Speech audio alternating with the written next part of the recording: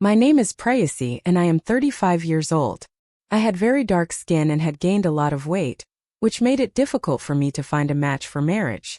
Anyone who came to see me would reject me at first sight. This situation caused a lot of worry for my parents, who wanted to find a good, unmarried man for me. But due to my appearance, the only proposals I received were from men who were either fathers of 4 or 5 children, divorced, or elderly. My parents didn't want to marry me off to such a person. They believed I was very precious to them and wanted to wait for a good match. However, as time passed, my age became more apparent. People began advising my parents to marry me off, regardless of the situation, or else I would miss the right age for marriage. With this in mind, my parents eventually accepted a proposal from a man who already had 2 daughters and a son. My father was a very simple man and had received this proposal from an acquaintance. After seeing the man's photo, my father liked him because he was fair-skinned and smart-looking. My father agreed to the proposal on our behalf. My photo was also sent to the groom's family, and they liked me too. Thus my marriage took place simply, and I moved to my in-laws' home. But 2 days before the wedding, I noticed that my family seemed very troubled and were crying a lot when they looked at me. They told me to always stay connected with my home, and to make sure I adjusted well in my husband's house. I understood what they were trying to say. When I arrived at my in-laws' house, I met my husband's children. The children were all grown up. The 2 girls were very beautiful, and the boy was a bit strange. He was wearing an earring in his ear. My husband's mother also lived in the house, but the strange thing was that she had not come to see me when the proposal was being finalized. My mother-in-law came to take me from my parents' house. After completing the rituals at the temple with my husband, I went straight to my in-laws' house. My mother-in-law seemed quite intimidating, as if she would cause me trouble. I was sent to my room, and my husband came in and spoke to me nicely. I liked him, so I didn't worry about others. My husband was about 50 years old, but his children were grown, which didn't seem possible. My husband told me that I had to take care of his mother and children.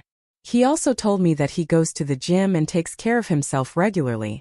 My mother-in-law told me that I would never face any difficulties in the house. She said I was not just a daughter-in-law but a daughter to her. My husband also said that he was very happy with me, and that my looks didn't matter to him. My husband's daughter started calling me Mom. My husband did indeed look young and was very active. Now I had to focus on my new home. The next morning, my mother-in-law brought breakfast for me. I told my husband that it was our first day of marriage and that we should go somewhere. My husband asked where I wanted to go. I said I wanted to visit my parents' home. My husband replied, "Perhaps you don't know. Your parents didn't tell you that you can't meet anyone from your family anymore." I was shocked to hear this and thought he was joking. I said, "This can't be true." My husband said, "It is true. Now that you're married here, you can't have any contact with your family." Now I understood why my family had been so troubled a few days before the wedding, and why they cried so much at my farewell. They were trying to tell me in their own way that all ties between us were now severed. I asked my husband, "Was this condition set by my parents or by you?" He replied, "I married you on this condition because you weren't finding a match, and your family happily accepted this condition." Hearing this made me very sad. A little while later, my husband's phone started ringing. He was arguing on the phone, saying that this condition was finalized when the proposal was accepted. I realized that the call must have been from my family. I stood in front of him and said, "Please let me talk to them just once." My husband said on the phone, "After today there should be no more calls to my phone.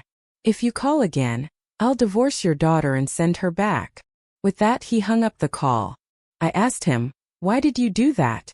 I can't meet them, but at least I could have spoken to them once." My husband said, "Your family said the same thing, but our condition was that after marriage you wouldn't have any contact with your family or any relatives. If they want to see you happy, they should remain silent and not try to talk to you." Seeing his harsh stance, I became very afraid. My husband said, "In this house there's my mother, my daughters and 1 son. You have to live with them and take care of them.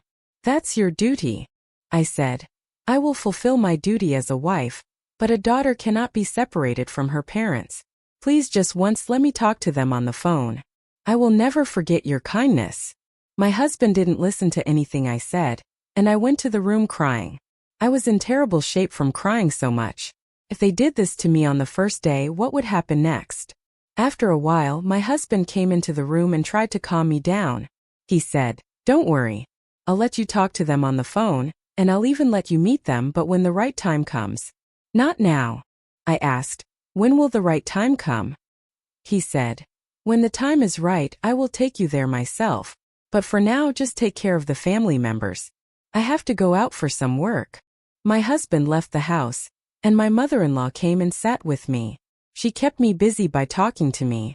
Then after some time she told her elder daughter, "Go, your mother has cried herself into a bad state. Make her a cup of tea." My husband's elder daughter went to the kitchen to make tea, and the younger one followed her. I said I couldn't drink tea since I had just had breakfast, but they insisted on making it and I had to drink it. I took the teacup in my hand, but as soon as I brought it to my lips, I smelled a bitter odor from the tea. It seemed like the tea was made with spoiled milk.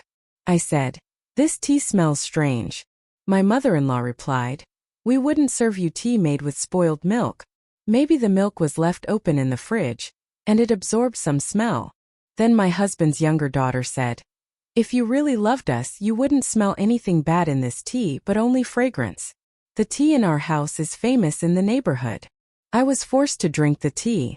The taste was good, but it had the smell of some medicine. They were all watching me intently as I drank the tea. As soon as I finished, they all looked at me as if something big was about to happen. Then they all left the room, and my head started feeling heavy. I called out to Sandhya, but she didn't listen. It felt like the whole room was spinning, and I lay down on the bed. After that, I don't remember anything. At 9 p.m. I woke up. There was no movement in the room. The lights were off and an eerie silence filled the air. As soon as I stepped off the bed, I felt weak and dizzy. My stomach was hurting too. I realized that I had only had tea at 10 in the morning and then fell asleep. This meant I had spent the entire day sleeping. When I stepped out of the room, the entire house was dark. I was using a flashlight to find the light switch when someone suddenly grabbed me and shoved me into another room. I was terrified, but this was my husband's house, so I shouldn't have been scared. I tried to scream, but the person who had grabbed me covered my mouth. I stood there for a long time, unable to understand who this person was and why they had grabbed me like this. From the feel of their hands, it seemed like they were a man's hands, but I could tell they weren't my husband's. I pushed the person away hard and ran back to my room. I couldn't figure out who it was and why they did this. Oh God, what is happening in this house? The house was bigger than I had imagined, like a maze. I was still new here and hadn't explored beyond my room. I was getting more and more frightened. I somehow made my way back to my room, recognizing it because I had become familiar with the way to the kitchen. The toilet and bathroom were attached to my room. I sat down, taking deep breaths. Suddenly, I heard footsteps entering the room. As I turned around, the lights came on, and I saw my husband standing there, smiling. He looked at me and asked, "What happened to you? Why are you so scared?" I asked, "Where did you go?" "I was so frightened." My husband replied, "Oh, why were you scared? This is my house, not a haunted mansion. I told you I had some work and would be back soon. But when I returned, you were asleep, so I sat and chatted with my daughter and mother." I quickly grabbed my husband's hand and said, "Someone grabbed me. Who was in that room?" My husband said, "Oh, it was me in that room. What did you think, that someone else grabbed you? Who else would be in my house besides me? This entire house belongs to me. My daughter, mother, and son live here. My son is at work all day and only comes home to sleep at night, and never before 11 p.m. It's only 10:30 now, so it was me who grabbed you."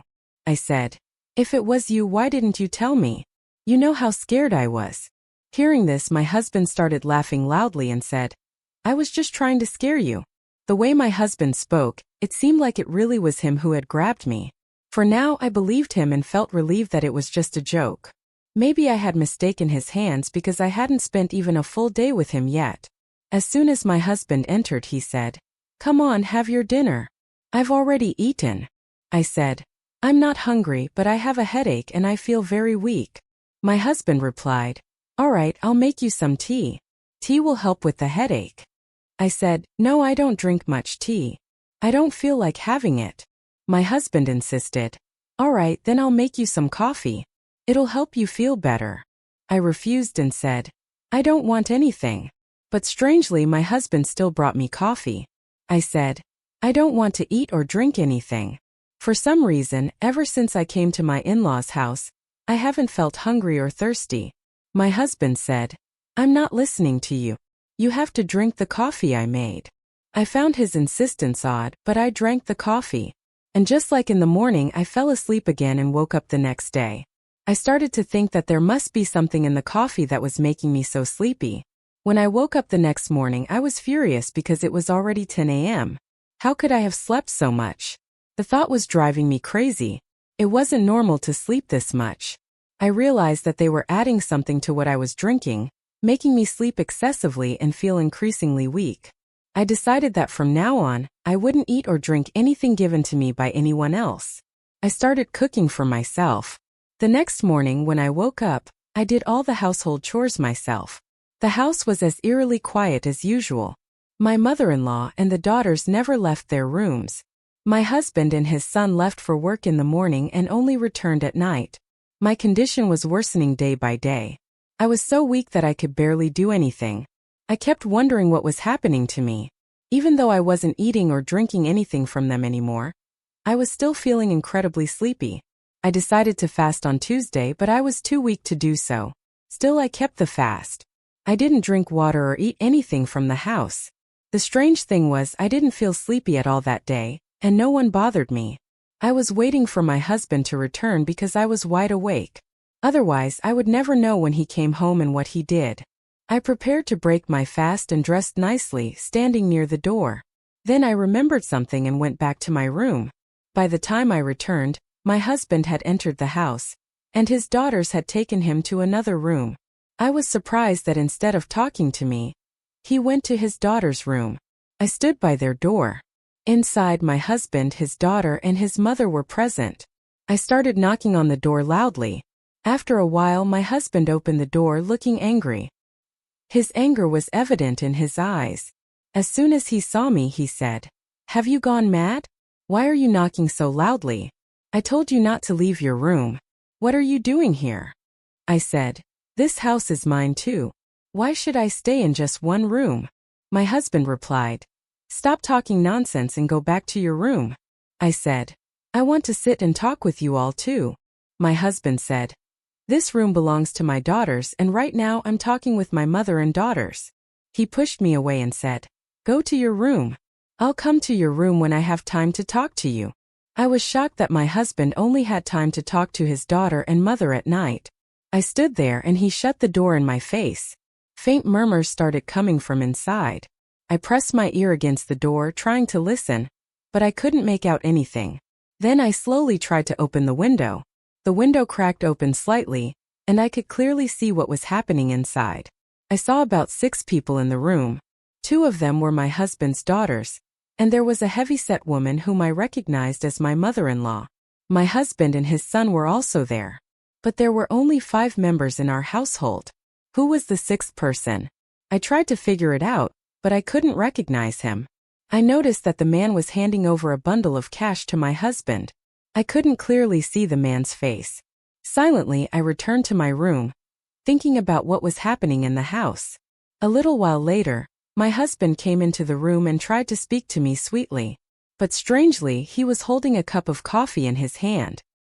He began coaxing and cajoling me, trying to get me to drink the coffee. He said, "Drink this coffee, it will improve your mood." I said, "I don't want to." My husband took my hand and said, "Forgive me. I argued with you earlier. I was under a lot of work stress today, and I took it out on you." I didn't tell my husband that I had seen everything that happened in the room. I just stayed silent. But my husband kept insisting that I drink the coffee. I angrily said, "What's the deal with this coffee and tea? I eat and drink at my own will. But why am I being forced to drink this here? Is there something in this coffee? Are you trying to knock me out or kill me?" My husband replied, "You've gone mad. I care about you, that's why I brought you coffee. Why would I want to knock you out? Besides, we need someone to do the housework. From tomorrow you'll do all the household chores. You've gotten used to being too free." That's why you're having such crazy thoughts. I thought my husband was probably just trying to scare me. But then he added, you forced me to say such things. I love you very much. I know you were fasting today, so I made this coffee for you. But you've upset me. Now I won't talk to you. His sweet words softened my heart, and I took the coffee cup from his hand, saying, don't be upset. I'll drink the coffee. My words made my husband very happy. But this was my biggest mistake. As soon as I drank the coffee, I started to feel dizzy and then I passed out. After that, the same thing happened as always. I had fallen for my husband's words again. Now I started to feel that something was wrong. The next morning, I woke up at 9 a.m. My stomach was in pain and my head felt heavy. When I stepped out of my room, I remained silent. My husband had already left for work. My mother-in-law told me to do all the household chores. She said, daughter-in-law, it's been a while since your marriage. I want you to take full responsibility for the household now. I had no objection to doing the housework, so I quietly started doing everything. My husband's 2 daughters were grown up, but they never lifted a finger to help with the chores. My mother-in-law would just sit and chew betel leaves, keeping a close eye on me. This had seemed strange to me from the beginning. One day while I was washing clothes, I noticed that my husband's son was staring at me in a strange way. His gaze made me uncomfortable, so I covered my stomach with my sari. Today my husband's son had a day off and he was at home. I was cooking in the kitchen when I felt someone touch my waist. I turned around in panic and saw that my husband's son was standing there. He looked nervous and his face turned pale. I asked, what do you want? What kind of behavior is this? He replied, Mom, I wasn't doing anything. I just came to get a glass of water, and now I'm leaving. With that, he quickly left the kitchen. My body was trembling badly. The atmosphere in this house was strange. My husband's daughters wore odd clothes, like they were trying to look like movie stars. Their clothes revealed much of their bodies. One day, the milkman came to the door, so I went to collect the milk. There were quite a few women standing in the street, chatting among themselves. The milkman left after delivering the milk, but the women were staring at me and came closer. They said, we've never seen you before. Are you new here? I replied, what do you mean by new? I'm the daughter-in-law of this house. Hearing this, they looked at each other and one of them laughed and said, oh, daughter-in-law, you have no idea how many daughters-in-law have come and gone from this house. I was about to ask them something when suddenly someone grabbed my hand and pulled me inside. I turned around to see that it was my mother-in-law who had pushed me inside. I nearly dropped the milk pot, spilling a little milk on the floor. My mother-in-law quickly closed the door and scolded me with a stern look. She said, how many times has my son told you not to be nosy and poke around too much? If your husband finds out that you were standing at the door talking to the neighborhood women, you have no idea what he'll do to you. I said, what did I do wrong? The milkman was ringing the doorbell for a long time. No one else heard it, so I went to get the milk. And why are you talking to me like this? I haven't committed any sin. That day, my mother-in-law created a big scene. Now, I started to become suspicious of people, and I wondered what those women in the neighborhood were trying to tell me. They seemed to know everything about this house. I seized an opportunity to talk to one of the women from the neighborhood. I went to the rooftop under the pretext of doing something. At that time, everyone in the house was asleep. After reaching the roof, I started throwing stones at the opposite house so that someone would come out and see me, and I could talk to them. One of the women peeked out from a window after I threw the stones. I called out to her and motioned for her to come to the roof. The roofs of our houses faced each other. I asked the woman, were you talking about me in the alley earlier? Were you trying to tell me something? I want to know everything about this house. Please tell me, I'm very troubled living here. The woman said, yes, I'll tell you everything, but my name shouldn't come up in this matter. I said, okay, no one will mention your name. The woman revealed, the house you're living in isn't a home. The man you're calling your husband isn't really your husband. These people aren't a real family. This house is a brothel, and the woman who lives here is called Mohit Bai. 2 young girls live here too. They lure girls in, and your so-called husband does the same job. He brings girls here either by pretending to marry them or by kidnapping them. This time you ended up here. We've tried filing cases against these people multiple times, But they always bribe the police and get away with it. They constantly harass the people in the neighborhood for one reason or another. I asked, "Who is the boy living in this house?" The woman replied, "He's not your husband's son, but the son of the maid. His job is to keep an eye on the girls so they don't escape. Every month they bring in a new girl."